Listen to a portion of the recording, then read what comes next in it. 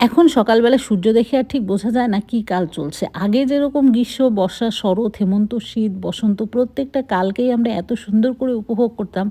বর্ষাকালে বর্ষা থাকতো, গরমের দিনে গরমই থাকতো, আবার শীতকালে শীত, বসন্তকালে বেশ কোকিলের আওয়াজ শুনতাম, শরৎকালে শিউলি ফুলের গন্ধ। কত সুন্দরই না দিনগুলো ছিল। কিন্তু এখন কেন জানি এসব কিছুই দেখতে পাই না। সব মিলে আছে। এখন বর্ষাকালেও গরম, আবার চাদরও গায়ে দিতে হয়, ফ্যানও ছাড়তে হয়। মানে সব মিলিয়ে কীরকম যেন একটা অবস্থা। আমাদের এখানেই এরকম নাকি সবার ওখানেই এরকম কে জানে? আমি তো মাঝে, মাঝে একটু ভাবি কি জানি আমি যেখানে আছি সেখানেই এরকম কিনা? না সবাই যেখানে আছে সবারই এরকম হচ্ছে। যাই হোক সকালবেলা ঘুম থেকে উঠে বাসি কাজগুলো সেরে নিয়ে রান্নাঘরে চলে গেছিলাম। বর কেন যেন কোথায় শুনেছে যে বাঁধাকপি পেঁয়াজ দিয়ে করলে নাকি খেতে ভালো লাগে। তাই সে বলে গেছিল, "আজকে বাঁধাকপিটা একটু পেঁয়াজ দিয়ে করো তো।"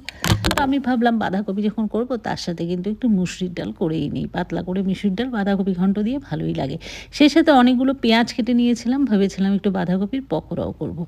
সজনা ডাঁটাও কেটে নিয়েছি নিজের জন্য। কেননা এখন তো সজনে ডাঁটা মাস্ট খেতেই হবে এরকম একটা ব্যাপার হয়ে গেছে।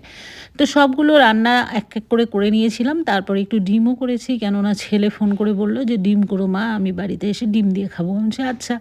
তো একটু ডিমের কারি করে নেই মাখা, মাখা তাহলে সবারই হয়ে যাবে। আর আমাদের বাড়িতে কিন্তু ডিমটা মোটামুটি সবাই ভালোবাসে। বিশেষ করে হাঁসের ডিম। আর আজকে হাঁসের ডিমই আমি করেছিলাম। বড় বেশ কয়েকটা হাঁসের ডিম এনেছিল। তো আমি ভাবলাম যে হাঁসের ডিমটাই করি। পোল্ট্রির ডিম তো মাঝে, মাঝেই খাওয়া হয়। হাঁসের ডিমের কিন্তু একটা টেস্ট থাকে আলাদা। আমি ছোটোবেলায় তো হাঁসের ডিমটা খুব ভালোবাসতাম।